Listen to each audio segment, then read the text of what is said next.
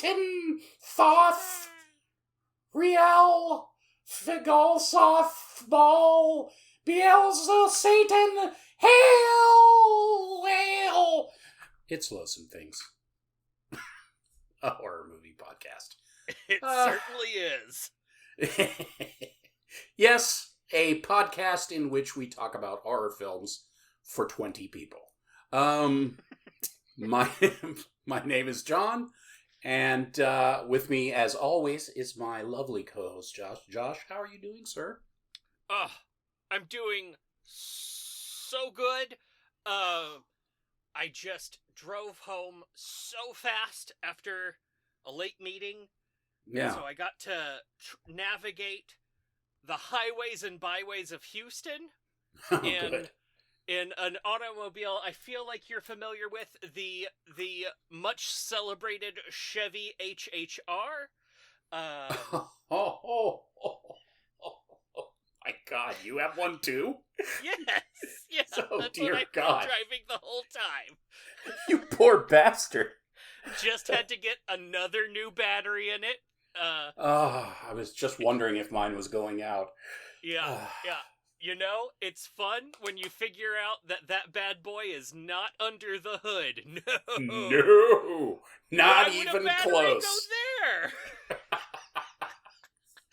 I remember when I had to give someone a jump at work, and I was like, "I'm sorry, dude, I don't know where my battery is." And he goes, "Maybe it's in the trunk." And I was like, "Wait a minute, maybe you're right." And I lifted that panel thing, and there it was. The size of a cigarette pack. It's like, what the fuck is this? Piece of shit. What is this, Amazon Basics? Yeah, exactly. Yeah. I'm sweaty. At the beginning of the episode, I just got to deal with Houston traffic. Let's see, what else? Taylor Swift and Travis Kelce are getting married. Oh my God! Oh, I can barely contain myself. Finally. Yeah.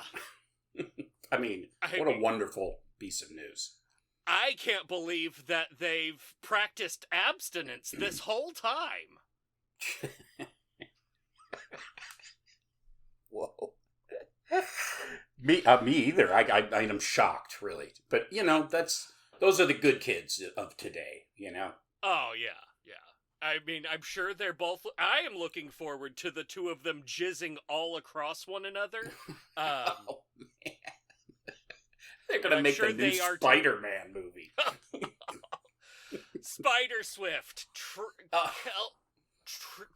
I don't know. Oh, it's fine. Yeah. Sure. Yeah. Well, hey, why not? And John, how are you doing? Oh, well, my son, who was living with us up until yesterday, moved back in with his mother. I give it a week. So I have this bedroom back, so I can now have an office again, which is good because in a week I start a class to learn how to teach English, so that whenever we end up moving abroad, I can work right away and not be fluent in Portuguese. Holy shit! Are y'all moving abroad? We will in a couple of years, probably, to help take care of her folks, you know? Oh, you're gonna get so much free health care, my dude! I know, just in time for me to be 1 foot in the grave. Hey, I'm entering my heart years. Let's hit up some Portuguese South American countries and see what their doctors are like. Wow, this bed really does have a 1930s iron bed frame. But it's free, so... Yeah. Oh, man, you're gonna live so much longer in that country as opposed to here, as long as you don't go to any local soccer matches. It's just gonna be me, it's just me in that little city with 20 million of my friends. Speaking a language you can almost get by-in. Boy, I hope they meet me 99% of the way. Thank you. I am American. You're welcome. I am very stupid, and I eat 4 times as much as any of you.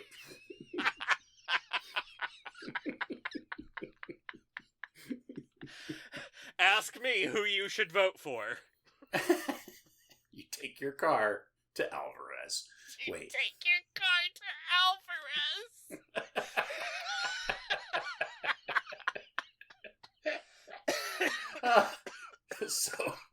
So the other thing I found out about this room is that it's probably 90 degrees in this room right now. I mean, it is.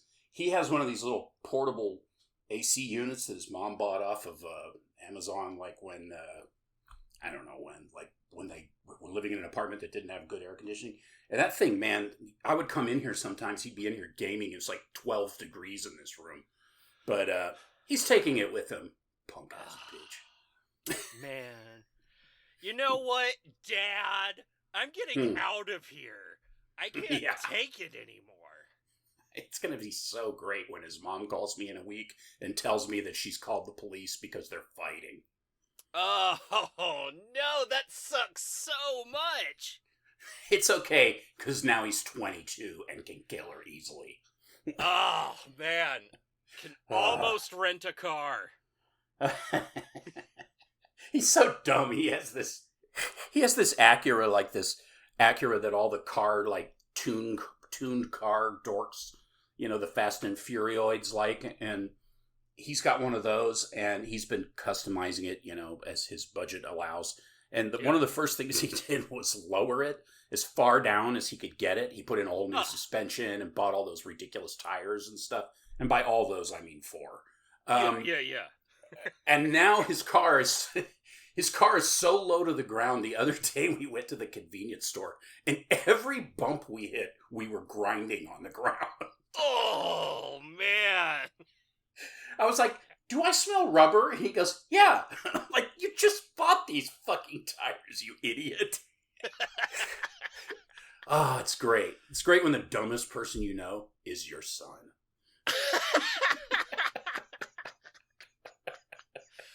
Oh my God! What a great and long-term investment for his bright future. You know, tires, suspension on an Acura. Just these are things that are really going to set him up for life after he gets, I'm guessing, some idiot pregnant, and they get to figure out how to ruin each other's life for the rest of time.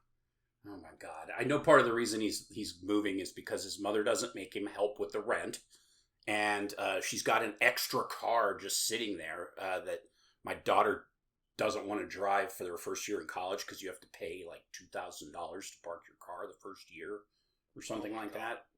So she's not even going to bother driving because she doesn't really need a car in San Marcos. And so she has this extra car just sitting there. So I know he's going to be driving that one. So he doesn't have to worry about his own tool. Whatever. I mean, I guess that's pretty cool. Whatever. So that's pretty cool. Yeah. Yeah, but I mean, other than that, what else is new? My wife has gallstones. That's good. Oh, she's a bird. Yeah. So apparently, not that her gallbladder is not inflamed, so she does not have to have it removed so far. So that's good. So, and nice. What else? That's about it. Yeah, that's about it. And I'm just ready to talk about this top-notch Mexican entry into the canon of horror classics. Oh, tippy top, like all the way, like Montezuma's nun revenge. I wish I could say that I didn't choose this movie entirely because I read somewhere that the main characters get fucked by a goat. But I did pick it for that reason. And they do get fucked by a goat, but you don't see it. Yeah. It's like, hey, what? These girls have been naked for like hours, basically on screen. And now everybody's rolling around, humping on the ground. And there's a fucking goat man who apparently started out as like some sort of, I don't know, Ingmar Bergman character from like the 1930s or whatever, who apparently now is Goat Demon Man, and he's gonna fuck them, but you don't get to see it. We'll get into it. You don't get to see it, but you do get to see, like, someone else fucking them, and the goat man just kind of, like, gently guiding the buttocks of the topmost gentleman, like, oh yeah, press in a little deeper, my buddy boy. Yeah, because that's what demons do. They like to oversee the orgies they inspire. I mean, if we learned anything from that one movie, you know the one, it's that they do in fact do that. What was the one? Fetus in the mirror or something like that? I think that's what it was called. Fetus in the mirror. Yeah. Which one are you talking about? To the Devil a Daughter? That one? That's the boy. Yeah. Oh, is that it? Yeah. Yeah. The Christopher Lee bare ass movie. Yeah. It was very similar to this at points where we have like the little like orgy section going on. We've got some like as you already referenced, we have some Virgin Spring business going on. Yeah. Yes. We've got a gypsy hunchback tempting maidens in the wood with gifts, and we have the worst cave nunnery ever. Oh man. I do like that reveal. I like how, like, all throughout the movie we're getting these, like, strong 1500s vibes, and then all of a sudden it's revealed, oh, it's 1850, you nerds! I know, it's just like, where the fuck are these people? I am a man of science! Of course, the answer is Mexico. Yeah. Maybe, are they actually supposed to be in Mexico, or is that I don't think so. The doctor's name is Dr. Ozek, like Oszeka. And then Alucarda's mother, Lucy, Lucy Westerna is the character from Dracula. That's that Lucy. So it's like, nice. are they... And then there's gypsies, so I'm like, I don't know. I assume they're in Eastern Europe or some shit, although there's gypsies all over Europe. I have no idea. Yeah, like the forest that they're traipsing around in does not in any way to scream to me Mexico. Then again, I am a ignorant asshole who assumes that all of Mexico and the Middle East and Africa and basically anywhere that's not America or Europe is just a desert. I see. Okay. Yeah. I get the logic. Yeah, I don't know. I mean, I didn't know Mexico had like fields of blanket-like grass that you could just fall in and feel delightful. I didn't know that was a thing. Just feel overwhelmed with lesbianism or something. So, of course, the people who, actually pay any attention to this already know what we're talking about. But just in case, what are we talking about, Josh? We're talking about Juan López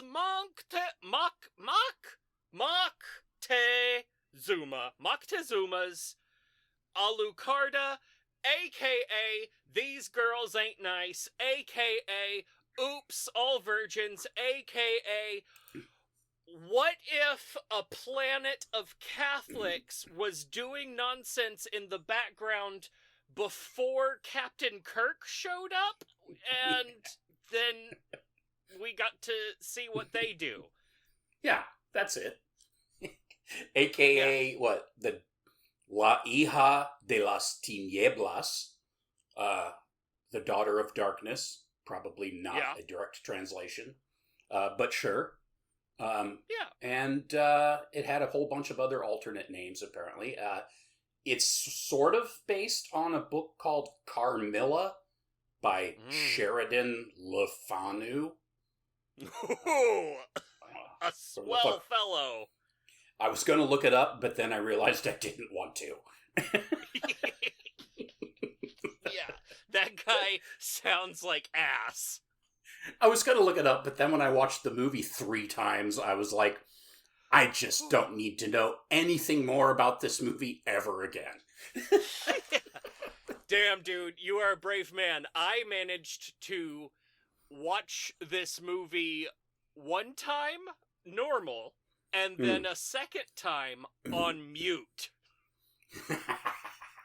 The first time I watched it, I didn't get quite all the way through because it dawned on me that I was missing all the good stuff because it was on YouTube. Yeah. So then I was like, fuck, now I have to watch it again. And I was taking notes and everything.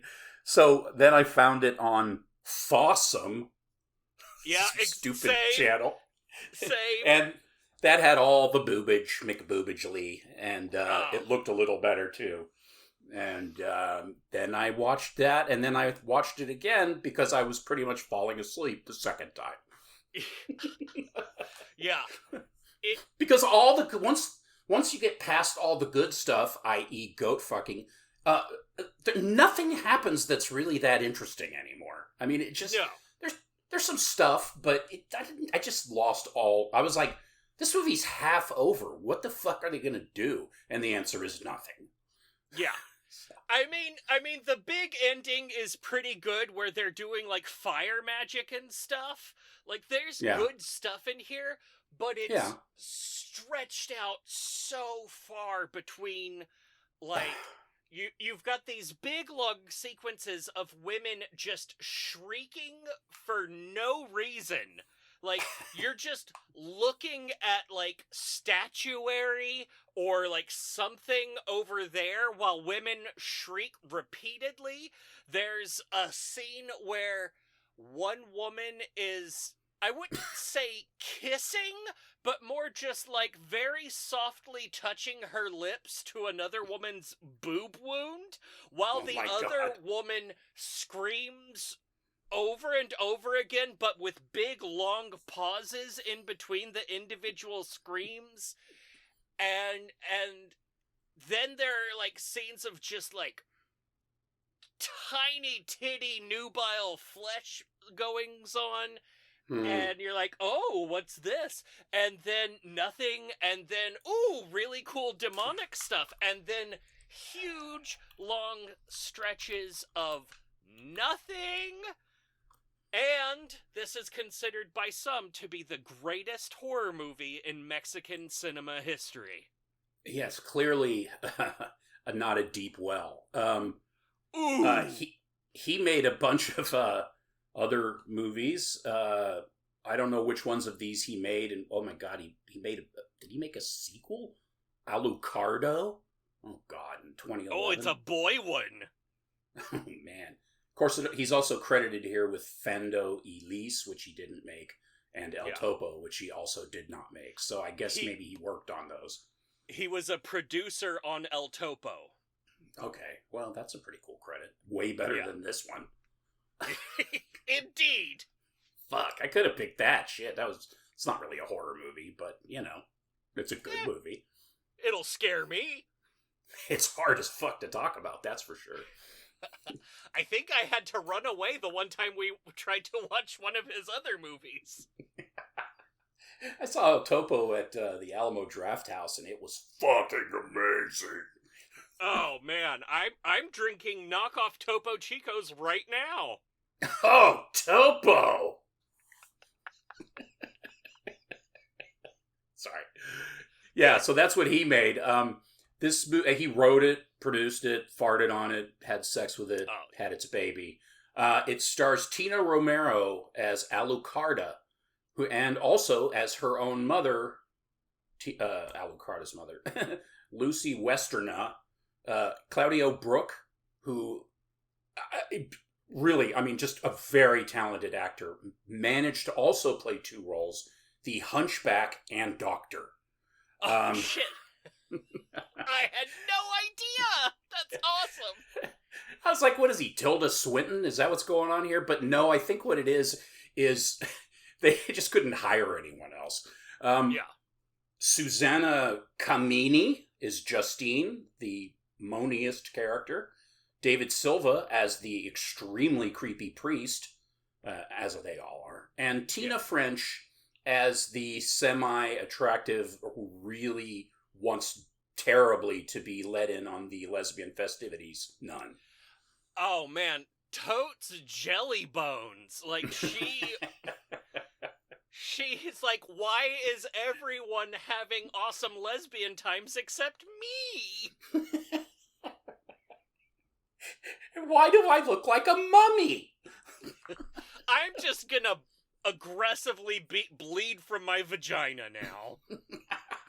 Jesus Christ, this movie. Yes. Okay. Oh, okay. Yeah, I feel good. No, I don't. I feel terrible. Okay. I feel bad inside. Yeah. Wow. Did you want to talk about the stuff that we've seen aside from this prior to digging in? What are you feeling, sir? This is your episode. What format do you want us to go with? That works for me. I didn't really see... The only horror stuff that I've seen is Alien Earth, the first 3 episodes. I haven't... the 4th one just came out. Yeah, the 4th one came out, yesterday, I guess? It's great. And other than that, we've been watching Dark Winds, which is a thriller based off of the Tony Hillerman mystery series. I don't know if you remember, there were always Native American themes or something because he's a white guy who exploits Native Americans. So that was pretty good. Yay! What else? And it doesn't sound like horrible farts. No, not at all. It was okay. It had the Organic guy from Res Dogs. Did you see Res Dogs? Where he's no. Reservation Dogs, where he says, oh, these chips are very good. Are they organic? Organic. Nice. Who also, he's reading a book. He's reading a book in the series called Man Moon about how men also have periods. I love that show. Zach McClarnon, who apparently is a Native American, and if you looked at his picture, you'd know he was immediately. He stars in that. It's okay. It's terrible. What else did we watch? We watch anything else that was really good? No, not really. How about yourself? Well, first I want to ask, are episodes 3 and 4 of Alien Earth as good as episodes 1 and 2? Because I haven't watched 3 and 4, just 1 and 2, and I loved them. Like, that shit is tight. Yeah, I think 4 came out yesterday. I haven't watched it yet. 3 was fucking kick-ass. I liked 3 as much as 1 and 2. So yeah, I mean, in fact, 3 might be my favorite episodes. 3 is fucking amazing. Nice. Oh fuck yeah! All right, I'm gonna dive back in. Did we already talk about this show at any length? A little bit, not really at any length, I don't think, because I hadn't seen it yet. So what I really like about it, because I low-key hate the Alien franchise after Aliens. I don't dig what they're doing with it most of the time, and I love what they're doing with this show. They're taking the aesthetic that we love. You know, they're on the ship. They've got the Marines. They've got all of the pieces that we liked from 1 and 2, but then they're telling this fresh new story, inside that encapsulation. And I feel like that's what, really good follow-ups and expansions and sequels should do and often fail to do. You look at the Star Wars prequel and sequel trilogies, and they, basically ditched the aesthetic of the original Star Wars trilogy. There isn't that grit. The Old Republic looks all shiny and fuckered, and right. They told new stories, but it was a lot of meetings. And then with the new trilogy, they were like, we're not gonna really tell new stories, we're just gonna retell the old stories in new ways.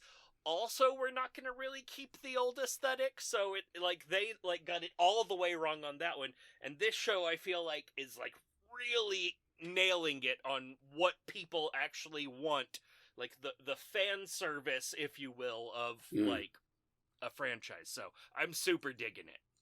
Yeah, it's really good. I mean, it seems like it's pretty much, that's general consensus from what I'm reading from people in the horror world anyway. I know that for the most part everybody likes it. I've seen a couple of people bitch about it, but I've read other things they wrote, and it was just like, yeah, this guy's an idiot, so whatever. Yeah. All right. So what I've watched, I watched a surprise. This one was a huge surprise for me. It's Primal Rage. It is from 2018. It's a Sasquatch movie. But then the big turn, and you'll see it basically it's what if Sasquatch was a way more sophisticated hunter. You've got a couple, they go into the woods, there's boony guys that are kind of rapey at this couple, and then Sasquatch attacks, and Sasquatch has fashioned armor out of trees, out of bark and stuff. He has a mask and a bow and arrow, and he's very evolved. Yeah, exactly. And it turns out that what's going on is that he has been driven crazy by human modernity and is sick of it. Wow, that sounds amazing. Yeah. It is fucking amazing. It's also super gory, but in a low budget way. There's one point at which he rips a guy's jaw, not all the way off, just dislocates it, and you think that guy is dead, but then he's crawling around on the ground with his jaw just kind of dangling. You don't really get to see it because it's kind of low budget, but you get to see it enough where you're like, hell yeah, that's awesome. So wow, I've heard of that, but I had no idea. Yeah.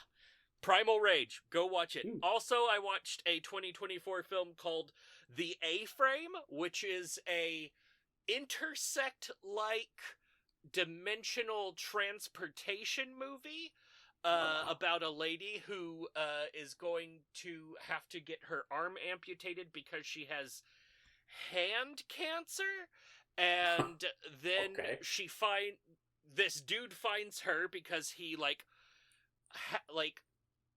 just goes into the hospital and steals their records, and then haunts her at these what if AA but for people with cancer. And so he's like, all right, so I've built a interdimensional transportation device and I accidentally discovered that it cures cancer because flesh can move through it, but whenever flesh goes through it, the cancer doesn't make it to the other side. And so he figured that out because the cheapest rats that you can buy, lab rats, are the ones that have huge cancerous growths on them. Nice. And it turns, and he approaches her because the device that the rats can fit through, he now needs, a human to go through. But he's like, just your hand. Just stick your hand in and pull it back out. It cures That's what I was going to say. Yeah. It cures her cancer and goes on from there. It's a not great movie, but it's a lot more fun than Intersect, and it has some really tremendous, not in any way believable, just really silly what is it street trash grade gore scenes that are just silly and don't make any sense, that are really top notch, but other than that it's pretty boring. Okay, well, good. Yeah. So yeah, that's what I've been watching. Wow, that's pretty good. And also, I've been watching more of the TV show Evil, which is just getting better. And it has... I feel obviously, this movie that we're going to review, Alucarda, isn't the only movie that has a goat-headed demon guy in it. But the show Evil has a goat-headed demon guy in it, and I just watched an episode where the holy water really burns the fuck out of someone's skin, and I watched that episode in between viewings of watching this movie, and I was like, wow, this is lining up a lot. Wow, that's pretty awesome. Yeah. So a heavy recommend on the show Evil. There's one fantastic scene where a woman gives birth to an enormous, disgusting demon fetus in a cornfield, and it is just chef's kiss. Oh, wow. I've totally got to watch that. I completely slept on that show. Yeah, me too until just now. Cool. I'm totally watching it now. Yeah. All right. Juan López Moctezuma's Alucarda? Yep, I am ready to roll. All right. I've got my notes here. Okay, so anyways. In a scrotal dust castle den, a raggedy crone takes a begowned lady to lie down on a downstairs platform thing. That Covered lady in is hay. covered in hay. Hey, why not? Hey! That's gonna be Lucy Westonraw or whatever, whatever the fuck her name is. But we don't find that out till later. Great. She has a baby. We hear terrible organ music, lots of baby crying, and lots of extremely loud and useless sound effects that are supposed to be scary, plus a lot of zooming in on indoor gargoyles and veils. And cobwebs. Sure, why not? A hunchback troll creature takes the baby, says some goofy shit, and leaves. She's like tormented by cobweb moans and gargoyles, goes completely fucking apeshit and starts screaming, and then we run $5 credits. Which is like a old drawing of a witch and some really bad lettering. We switch to a medieval-ish looking setting, some town with hay all over the street, and a horse-drawn carriage by a very miserable man driving this thing, or whatever you call that. I think driving. Yeah.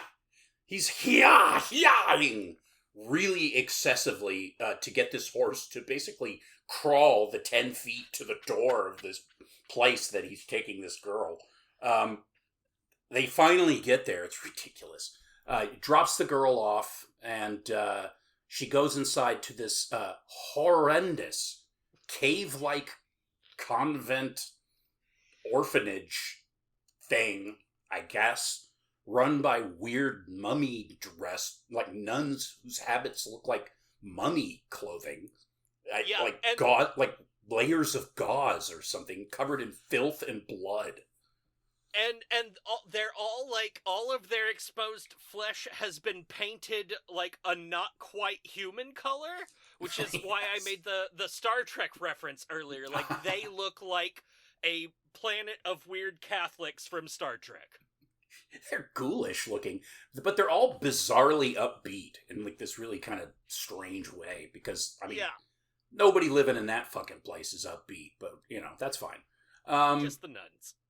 Yeah, just the wee little nuns. They usher Justine, that's her name, off to her room. You'll remember her name if you watch the movie, because I think the name is spoken 500,000 times throughout the course of the film. In the room, the nun leaves her. I will leave you in a room. Let me open the window and let some light and fresh air.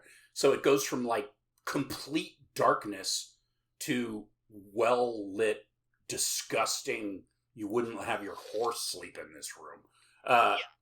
So she leaves her. I hope you will enjoy your stay, Justine. I promise it will be fun. It's like, no, it's going to be fucking terrible. And then out of the wall, basically, materializes Alucarda, who doesn't make any sense because she's not supposed to be supernatural yet. So apparently she's sharing her room with Susie and the Banshees, like this girl Alucarda, who's like got this ridiculously like ornate gothic black dress. She has really long black hair. She looks like Ronnie James Dio in a dress. Oh yes, unlikable Wednesday Adam vibes. Yes. And by the way, both of these girls are supposed to be 15 years old, which is ridiculous. Wow. Alucarda is very excited to have a roommate and starts showing Justine all of her crap, her little doodads and trinkets and her jar of bug dirt or whatever it is. I don't really know just little crumblies of black crap. I don't know what it is. She's like, look at this. It's a spot of moss covered in ticks. Isn't it beautiful? It's so horrible. And then all of a sudden they're outside frolicking. And they're running around like, oh, stop, no, wait for me. And then you hear a dong, and they look, and there's a gypsy funeral procession for a girl who has killed herself and is apparently on her way to unhallowed ground. Because gypsies give these gypsies wouldn't give two shits about hallowed ground, but which we find out later, of course. Alucarda starts talking about mountains and all this dumb shit about life and love and death and all this stuff that I just didn't care about at all.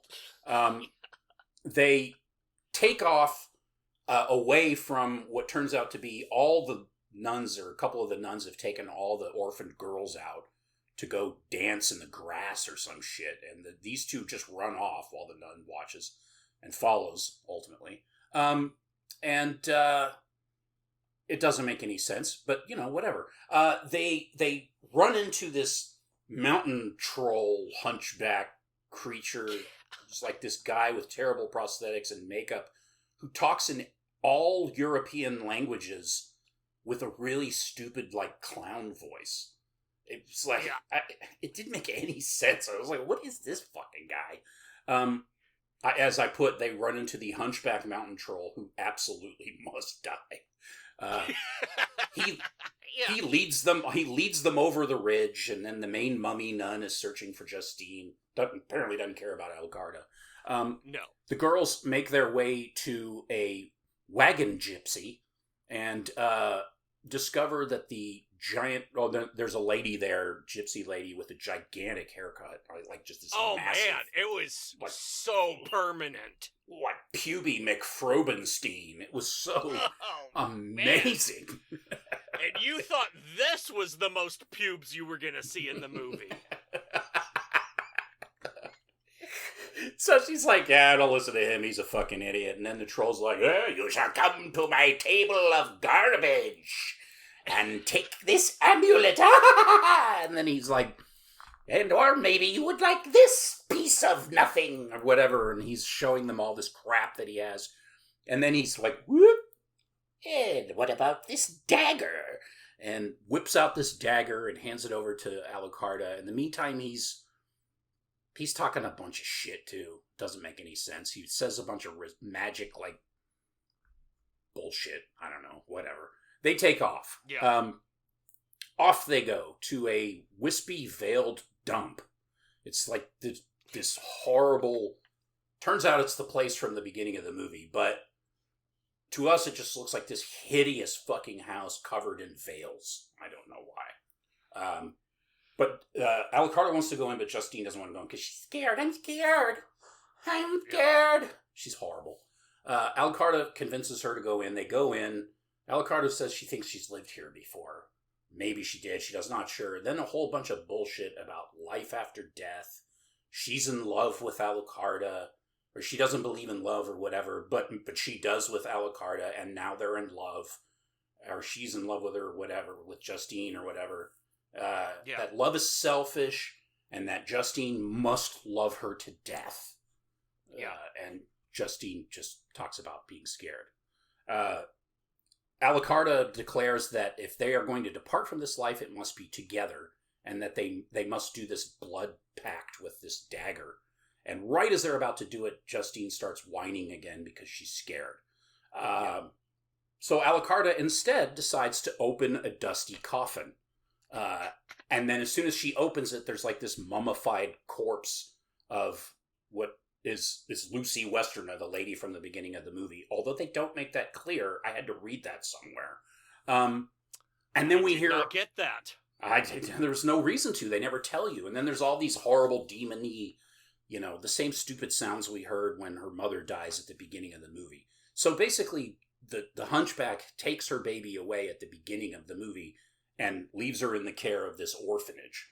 And now she comes back because she feels drawn to this place. But they really do a terrible job of making you know that. As in, they don't make you know that. I had to read it somewhere. Yeah. I was also surprised when you said that she got fucked by a goat. Yeah, I read that somewhere, and then when I was watching it, I was like, oh, here comes the goat. Get the lotion. And then it was just like nothing happened, so I don't know. But anyways. So yeah, no blood dagger pack. She freaks the fuck out. She thinks the corpse is calling to her or some shit. I didn't pick that up either, but I had to read that somewhere. They both decide that it's time to go back to the convent because now they're both scared. Back at the convent or orphanage or cave or whatever. Nunnery? Yeah, nunnery. The priest is giving a speech in front of the coolest collection of crucified Jesuses I've ever seen. Like, it's so badass. Oh my god. If the whole movie was as good as that image, it would be the greatest movie ever.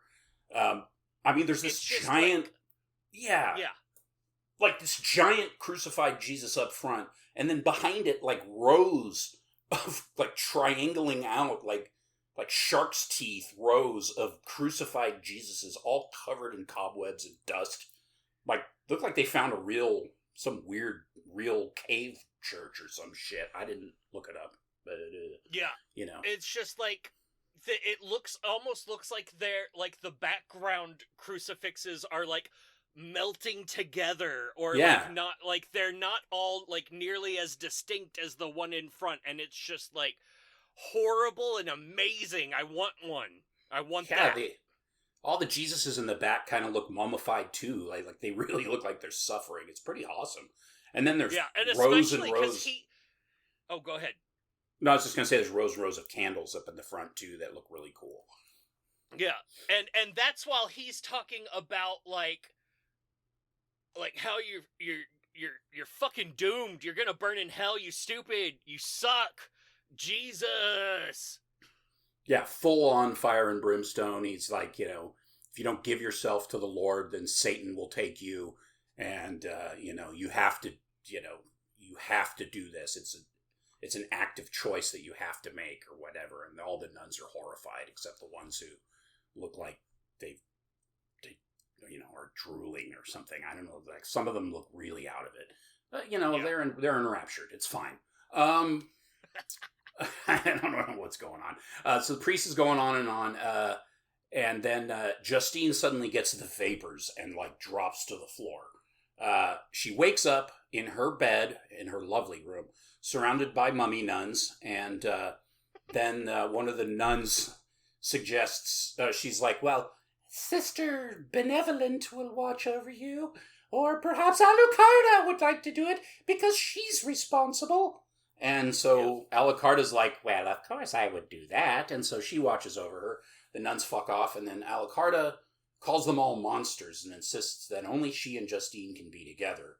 And then she starts going completely fucking apeshit and saying she's hearing voices and naming all these demons, Astaroth, Beelzebub, others. And then all starts whirling. Yeah, starts twirling around like dervish-like, I guess, and shrieking and crying out and freaking Justine out. And then she's losing her shit, and she's screaming for God, like crying out for God to save her from this horse shit. I don't know. Then all of a sudden, Alucarda notices Justine's crucifix. How could you not notice it? And then completely loses her fucking mind, and then tears it off, and is like,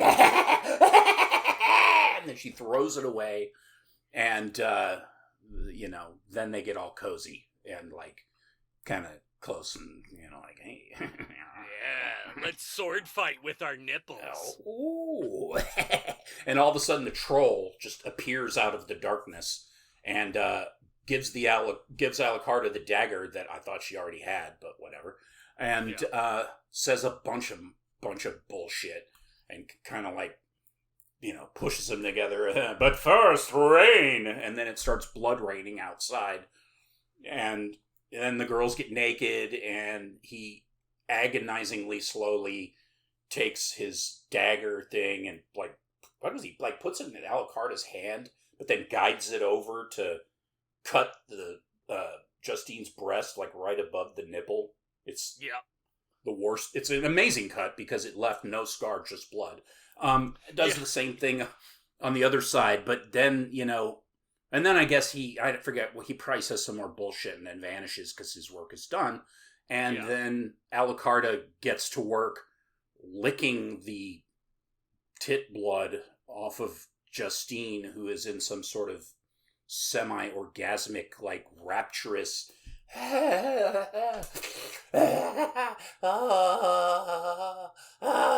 it goes on forever. It's just agonizing. It's you horrible. can see all of her teeth. Like it's just the worst. I was like, these girls do not look like they're 15, and I also feel like I'm a pedophile watching this anyway. It was just terrible. It was bad and not sexy at all. That whole scene goes on way too long, and they like make out, if I remember correctly, and it's about as sexy as as the lady having sex with the guy up against the wall in The Howling 2. Oh yeah. I thought we were gonna get like Malaysian The Rock to be like. But that never happened. It's a shame too, because that was great. It's so bad. While all of this is happening, Mummy Nun is in her chamber praying really hard to protect the girls from evil. And honestly, what a shitty nun, because it's not working at all. No. She's floating in her room, covered in blood rain, like hysterically trying to get evil to stay away. It seems to be having the opposite effect. Unless, had she not been doing that, it would have been even worse. I don't know. So she was supposed to be floating? I thought she was literally just standing on her bed frame, because she's obviously just standing on her bed frame. Maybe that's all it is. I don't know. Maybe she figured she'd get... I'm closer to God if I stand on my bed. I mean, it's not outside of the intelligence level of this film. Yeah, so Justine and Alucarda are like... Suddenly they're like kicking it with a giant goat demon, and they're out with the gypsies, and everybody's naked balls, and there's a whole big Satan goat cult fuck orgy, but no goat fucking with the girls, because we don't want to be gross. You know what I'm saying? This is Mexico, not Europe. It's pretty hilarious. It's completely ridiculous. It looks more realistic than the Howling 2 fucking, but oddly mirrors Howling 2 though in some ways. That's kind of weird. Anyways, that's happened to us a few times lately, where like we watch two movies in a row that kind of echo each other. But anyways, but I digress. I mean, what are you gonna do? Later at the later prayers, the girls have returned from their fuck orgy, and they're having their morning, evening, whatever it is, prayers, and the girls are admonished for fucking off, literally, but they don't know that. Now Justine is like super Satan balls, and the girls start going fucking crazy, like taunting basically the priest and the nuns, and running around and chasing each other around and running in circles and being all Satan-y, and everybody's invoking freaking the out. Devil's name and revoking Christ. Yeah, like doing that whole thing, that whole canard, and everybody freaks out. The other orphan girls are sent away. All of a sudden, Justine snaps out of it and is told that what is it? She snaps out and is told they denied the Lord's wisdom. It's like, okay. The mummy nun, the main mummy nun, I think it was. No, the one of them. Who cares? Demands that they beg the Lord's forgiveness, which of course they're not going to do. More nuns arrive. They're all shocked to hear about the blasphemy. They send for the doctor, and they're going to prep the girls for confession. The doctor visits Justine back in her chamber, and he finds now that she's basically catatonic-ish. He says that she's very sick, which is fair. While all this stuff is going on. Justine sees a crucifix on one of the nuns, loses her fucking mind. Great. Meanwhile, Alucarda goes into confession. It's a confessional where the doors are wide open. There are no doors. There's just a little wall separating you. And she goes in there. She gets the whole redemption business, which goes nowhere from the priest. She, in fact, ends up confessing her love for Justine and how they love life. They're all about loving life, while the church and the priest loves death. They worship death, and that's why Satan is so awesome. She confesses that they have a death pact, and then all of a sudden she kind of attacks the priest, sort of, kind of half-heartedly, demanding that he take her and tear off her dress. For the first time in history, that doesn't happen. And then we cut to... Sorry. Meanwhile, Justine is getting leeched. And the doctor assures the nuns that she's going to get better now because we leeched her. Cut to the clergy members who are flagellating into a bloody pulp back in the Christ room and getting some serious devil-splaining by the priest about nun possession and all this. And they're all passing the book around. Oh, he's so smart. It's just, oh, God, it's just the worst. The priest is terrible. I hate him. I like that there's a younger, monk dude whose job is to walk around with the big book of nun problems and show the nuns the book. See? Here's a report of a time that a nun bad. Yeah, that's right. It's so stupid. They'll believe anything. It's great. So now there's this great plan that they're going to rescue. They must rescue the girls from the devil. So the priest explains that clearly this is a photophobic demon who is scared of light and comes out at night, which amounts to a whole bucket of nothing. That really narrows down the options, and now all of the options are bad. Yeah, man. God. Never mind that they just were talking to the demon earlier in the gypsy thing in the middle of the day, but that's fine. It's fine. I guess he wasn't in his goat form. I don't know.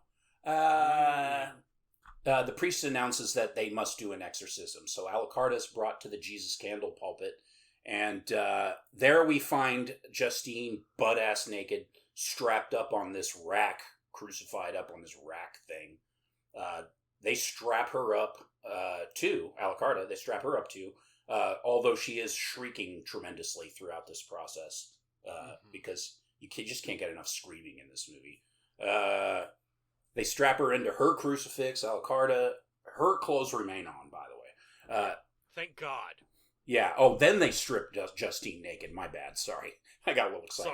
Sorry. They start poking her with pointy implements in random places on her chest, and she bleeds a little bit from those holes and acts like she's in agony, and then dies.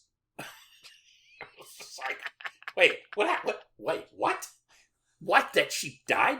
And I read Wikipedia described it as she bled to death. I'm like, what? Yeah. How much blood did she have? A thimble? So, okay, whatever. She bled to death. Poor Justine. I mean, to be fair, she looks very anemic.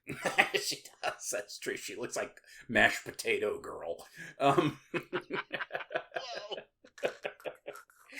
So bad. The doctor shows up just in time to discover that Justine is dead, shits his pants over that, and freaks the fuck out, and admonishes the priest, and this is barbaric.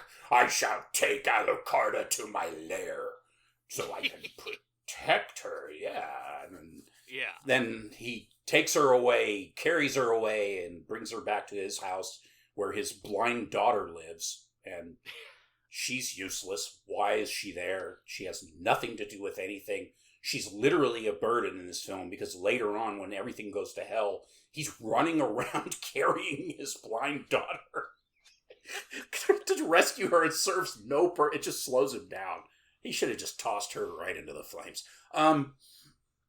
Alucarda wakes up and freaks the fuck out, and but then she starts getting calmed by the blind daughter, and they're they're doing all right. The doc gets called back to the cave nunnery. This is the part of the movie where the doctor is going to the nunnery, and then he's back, and then he's over here, and then he's back. Then he's at the crypt, and then he's back.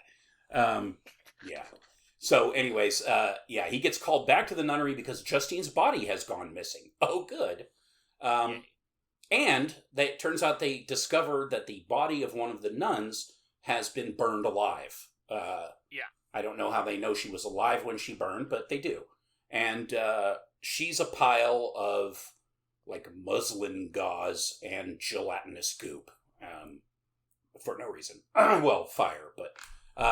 And then all of a sudden she pops up and she's like ready to party, and the priest freaks the fuck out and like busts his sword out and like starts hacking away at her head. Eventually chops it off, which was kind of awesome. The doc sees this. The doc sees this and freaks the fuck out because now he has witnessed something supernatural. A dead woman came back to life and was immediately rendered re-dead. But apparently now the doc is like all cool with Jesus because he's a little bitch science denier. And he's like all on board. So what does he do? He runs back home because he's worried about his daughter and finds Alucarda and his daughter are now also missing. Great. Nice. Off we go to the crypt house because the nuns think that Alucarda must be there. Instead, they find Justine. Naked as fuck in a blood-filled coffin. It's so fucking cool. It's amazing. She pops up and starts getting weird with the head nun. Angelica, I think her name was. I forget what her name was. Anyways, she starts getting weird with the main nun. So apparently now she's a vampire. Okay. Why not? Why not? The nun starts extreme praying. And somehow that keeps Vampstein away, or at least keeps her from killing her. And then the doc runs in, and he's going to save the day. So now that he's newly converted, he's seen the light. He's sprinkling her very lazily with holy water. I mean, he must not have much because he doesn't want to, he doesn't want to use it all in one splash. So he's just kind of splash, splash. Every time he just a little boop, and she's freaking the fuck out because the holy water makes little patches of her skin turn white. That's really all I could get out of it. But she doesn't like it apparently at all because she gets so upset that she bites a fatal wound into Angelica's neck. It's like, so badass. Thanks, Doc. That's great. And then she melts into the floor. I don't know. Yep. Holy water, she's the wicked vampire of the West. I don't know what happened. So she shrinks and vanishes into the floor, and we gather up the nun. Hey, we're traveling back to the cavery. And we got the nun, and hey, guess who's there? That's right, it's Alucarda and the blind daughter no one cares about. Alucarda loses her goddamn mind and starts cave-sploding the whole fucking place. Like, everything's falling apart. It's like the end of a really bad action movie where the people have to run out of the now collapsing inside cave thing or whatever. So that's all happening, and she's making people spontaneously combust, which is amazing. And they're running around, panicking, bursting into flames, dying. And the doctor's running around carrying his stupid daughter all over the place, running up and down stairs and all over. All of a sudden, Alucarda spots Justine's naked blood body, her second time dead body, because apparently she's back at the nunnery. I don't know. Yeah. She melted into the floor. It brought her back to the pulpit. I have no idea. Alucarda freaks the fuck out, goes into the rages. She falls on the ground in front of these giant burning crucified Jesus. The main crucifix is on fire, which was fucking amazing. Yeah. She freaks the fuck out and melts into the floor while the doctor and the priest watch, and we're done. Movie over.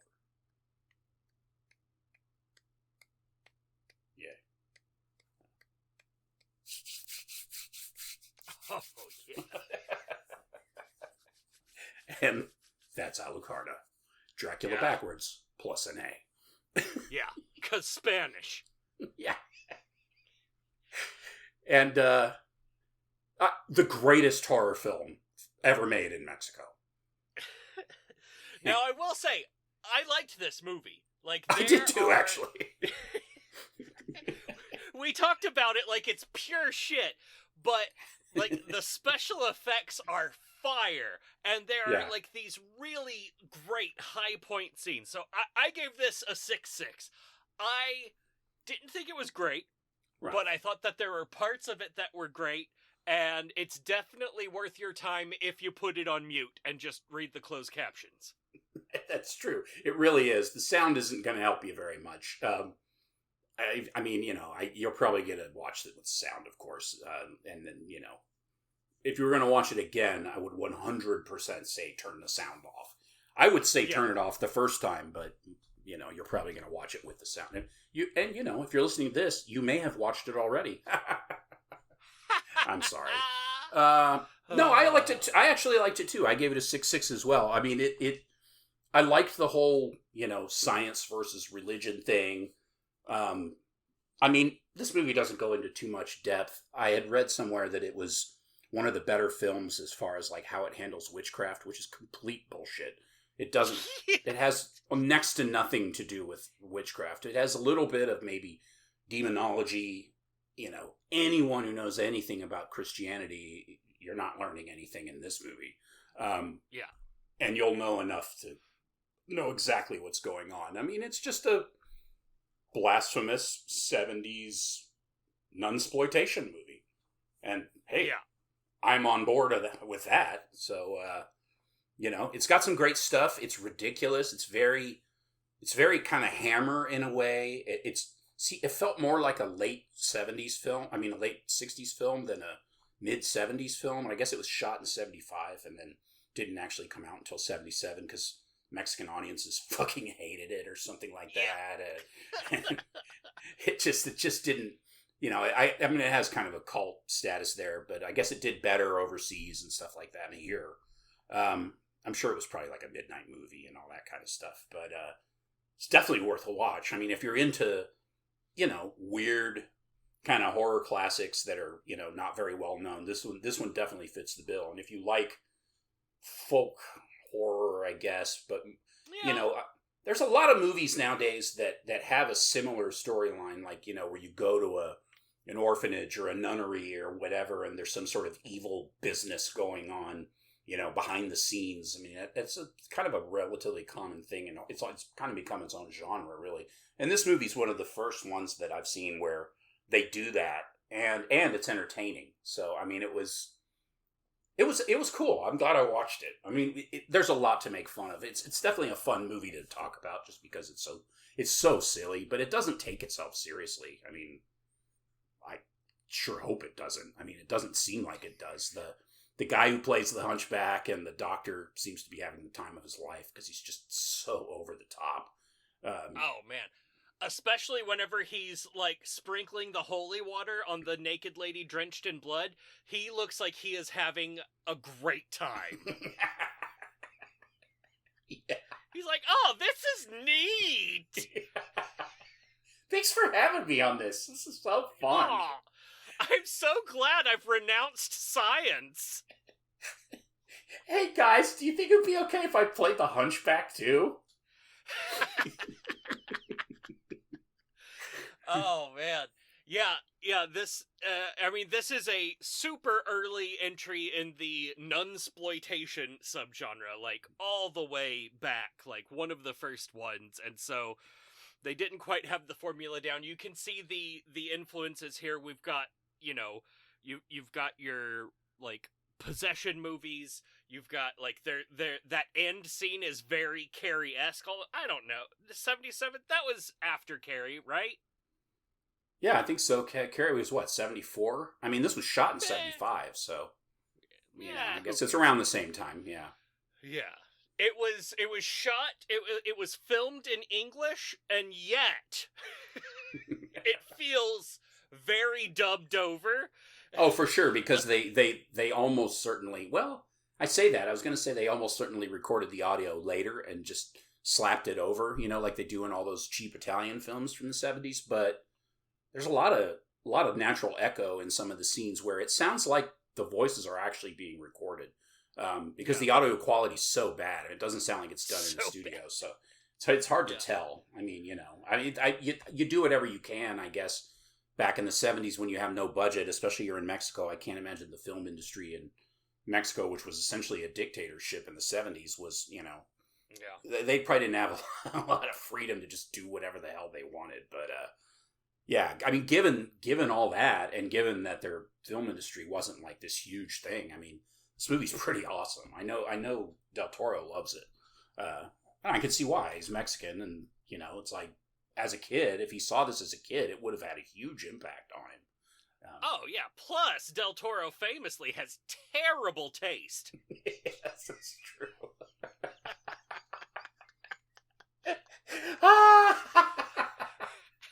It's amazing. I love it. Oh, so good. Yeah. The special effects in here, like the melty ladies stuff, is really good. Like, I was impressed. Like, I mean, it wasn't groundbreaking for 1977, but like for the level of budget that this movie was at, like that was good. There were times. What was the Mask movie we watched? The Mask. Sorry, yeah. It had like a lot of similar vibes to like the Dreamscape in that movie. Oh man, that whatever was going on with that wall of crucifixes was just real good, and that was great. All of the fire stuff, great tits, like some of the best tits that we've ever seen in any movie. Wonderful bush, great bush. Yeah. Oh man, just natural yet tidy. You love to see it. You do. Yeah. It's not wandering around. It didn't look like she just rolled out of bed. See that bed crotch? Oh, man. The tits weren't big, but they were firm. Like not underaged, but, it hasn't been dragged down yet. Just really good stuff. Oh, my God. Oh, yeah. I apparently apparently he was a big fan, which makes sense because he was a producer on later Jodorowsky stuff. But he was a big fan of Jodorowsky's or previous Jodorowsky stuff. But he was a big fan of his work, and I guess supposedly you can see the influence. But he obviously doesn't have the kind of vision that Jodorowsky has. But then no, neither does anyone else. So that's okay. Yeah, like we didn't get the good Dune movie. No, we sure didn't. We got the Sting Dune. How many ladies would have just been walking around naked in that movie? We got Sting Dune. Oh man, Sting, and that horrible knife fight with the shields. Oh, I hate. Every time I try to watch that movie, I just get stuck on that stupid force field duel bullshit with Sting and his orange-ass hair. Fuck that. His wavy codpiece or whatever that thing is that he's wearing. Oh man.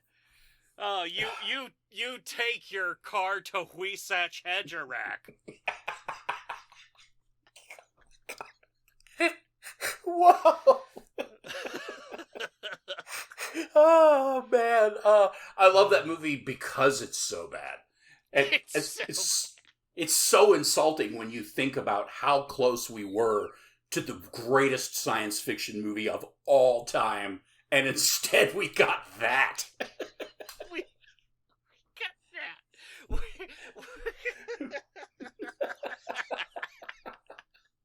We got that piece of shit sandwiched in between like Star Wars and Alien, and it had a huge influence on Alien because it was like all the same fucking dudes making it, but somehow all they managed leftover bits. But instead we get this. Yeah. The second worst movie to come out of the Lynch family. Whoa. Right after, I forget the name of it, but it's that one his daughter did about an Indian snake monster. Just not good. Was not great. Yeah. What was her name? Darnell Lynch or something like that? Yeah. Dorothea Lynch. That's it. Yeah. Woo. Good stuff. Well, 6'6", that's, 6'6" all around. Yeah. That's pretty good. Yeah, give her a watch. It's fun for the whole family. Do you have young children at home? Watch it with them. That's right. Especially if your name is, what's that kid's name? Gavin. Gavin, that's it.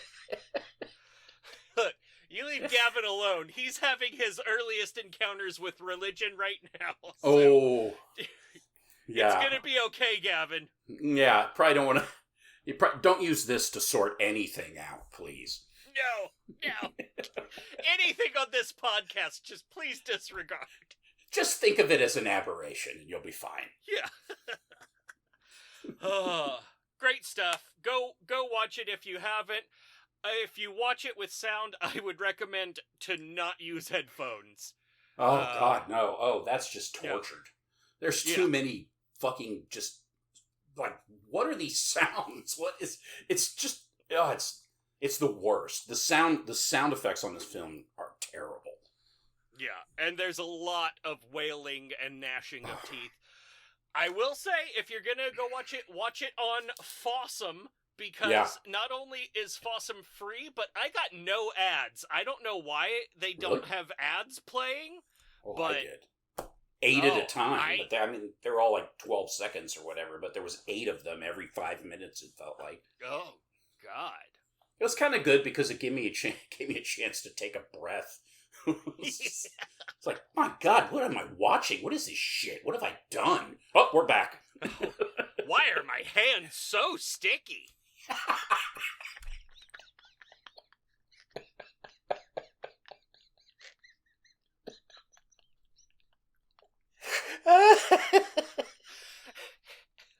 Oh my God. Yes? Oh, okay. Well, speaking of why are my hands so sticky, John, did you rewatch Takashi Miike's Audition? Yeah, yes, and I don't even know how many times I've seen that movie. I love it so much. I feel like I see something different every time I watch it, like that I didn't catch before, which is ridiculous because it's not really exactly fast paced, but but it's just got this. I think it's because it's such a mood piece, a really dark one, but it's such a mood piece that it just kind of depends on what mood you're in when you watch it. It really affects you differently. Like you just kind of have a different experience watching it. But it's, aside from the fact that it's extremely dark and kind of sad, really. I mean, ultimately, even though she's horrible. Yeah. But I fucking love that movie. That's a 666 forever. How about you? Oh yeah, it's beautiful. Like I can't think of another movie that I've seen that's that torturously gruesome and yet still somehow beautiful. Not that the torturously gruesome scenes are beautiful, but like you said, like each scene is like shot and framed in such like a unique and distorted way. Like the scene in like the dark ballet room with the guy in the corner at the piano and the little brazier, and like the way that shot versus like the way that her at home is shot, where it's like that weird like close up of her and then the sack of human in the background. Like it's just such a like beat by beat experience that's not really like a lot of other movies that I see, and yeah, it's tremendous. It's a 666 from me too. Strong recommend for people that are okay with some human torture being shown on screen, because boy does it human torture on screen. It's yes, it's very much an uncomfortable film at times, and during those times it is really uncomfortable. So much that I'm sure there's a lot of people who just probably can't handle it. It's just too much. Oh, yeah. But not me, because, I'm a deviant, so it's fine. So yeah, you know how like in like medieval movies there'll be like the arrow, and you see the guy, he got shot with the arrow but he's still alive, but now he's falling to the ground, and the worry inside of you is like, oh no, you're gonna push the arrow further in, don't do it. Like, this movie takes that moment and just drives it so much deeper than you've ever seen any arrow do. Like, yeah. Oh man. Yeah, put salt all over it and everything. It's agonizing. So good. Amazing. Amazing. Well, 2 weeks hence, we will be revisiting Chad Crawford Kinkle's Jug Face. A fine film. A fine film. When we spoke about Jug Face, we spoke about other films of that general grouping of people and whatnot. And, I watched Primal Rage. I thought about doing that, but honestly, it's not, like, super that good. I thought about doing the A-Frame. There's those 2 really good gore scenes in there, but besides that, there is nothing to talk about. So I figured, earlier this year we did The Offspring, which with the like fucking cannibal children family in the woods. It's so crazy. And we've got this Jug Face with your Lauren Ashley Carters and the guy, I forget his name just Frack Jickelson. Frack Jickelson, but the other one, the one that looks like young Will Ferrell. yeah, I can't think of his name, but yeah. Anyway, so for our next movie, I want to pair our revisit of Chad Crawford Kinkle's Jug Face with the follow-up to The Offspring. This is Lucky McKee's The Woman from 2011. A fine film. Fine film. Also featuring the artistic styling of... Polly something? Dang. What's her name from May? Oh, her. Oh God, yeah. Her. I didn't remember the other one either. I just remember the one was oh God, what the hell is her name? I'm gonna look it up. Give me 1 second here. It's Lauren Ashley Carter, who starred in Jug Face. She's in this as the Dorder. And Angela Bettis. Angela Bettis, yes, who we've seen previously in May, and in the middlemost version of Carrie, the television made for television version of Carrie, is in this as the wife, and then Dad Bradford Brinkle, or whatever his name is, plays the husband, and then of course the esteemed Pollyanna McIntosh plays the titular woman, fresh from the end of The Offspring and making her way through the woods to some new, fresh hell. I will say, this is not one for the faint of heart or the faint of stomach, because it is super brutal. So, it's really brutal. It's a really good movie, though. Yeah, buckle in and fuck up!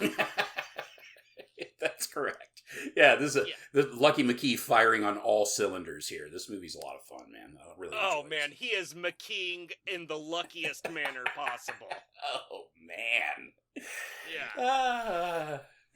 So join us then, and join us for that, and until then, please don't join us at all, and just get out there and think about Taylor Swift and Travis Kelce jizzing all over one another. Yeah, just think of them adrift on a sea of jizz. It's gonna be great. Have you seen the movie 40 Days? I think it is. It's either 40 Days or 40 Days and 40 Nights. It's the one where Josh Hartman decides to not jizz for 40 days. No. I didn't know that was a movie. Yeah. There's a movie where Josh Hartnett. Josh Yeah. Hartnett is like, no, I'm not gonna jizz for 40 days, and then on the last day, his ex rapes him in his sleep, so she's riding on top of him, but us from the movie perspective we're viewing his dream, which is a ocean of booby waves that then get a giant storm of jizz crash down upon. A Noah-like flood of jizz. It's amazing. It is one of the greatest scenes of any movie of all time. Wow, that's fantastic. How did I not know this movie existed? That's amazing. I don't know what's wrong with you. I know a few things, but yeah. Yeah. Wow. Yeah. Wow, that's amazing. I need to watch that. Yeah. You need to watch it. Yeah, you get to see him sexually pleasure Shannon Sossaman with a feather. Oh, wow. Oh, 40 Days and 40 Nights. Okay. There it is. There it is. Okay. I wasn't sure if the days and nights were in there. It's always a toss-up. You never really can know for sure. Oh yeah, totally watching that. That sounds her lovely. I don't know. Oh man, and it's a great double feature with 30 Days of Night, also featuring Josh Hartnett, and none of the rest of it. No jizz at all. Not even a little. Lots of blood though. Yeah, Josh Hartnett sans jizz. 70 days, lots of fluids. Oh, yeah. All right, John, I have to go. I have to go wring my shirt out. I have to go wring my balls out. Yeah. All right. I have to hide my underwear before Melanie can see exactly where I sweat. Oh, so yeah, there you go. So hey, folks, we're sorry that you all have to jizz after 40 days of abstinence. Oh, man. Yeah. Pretty good. That's good stuff. Oh, you're gonna jizz so hard, it's gonna suck your underwear up your butthole. It's gonna create a jizz vacuum.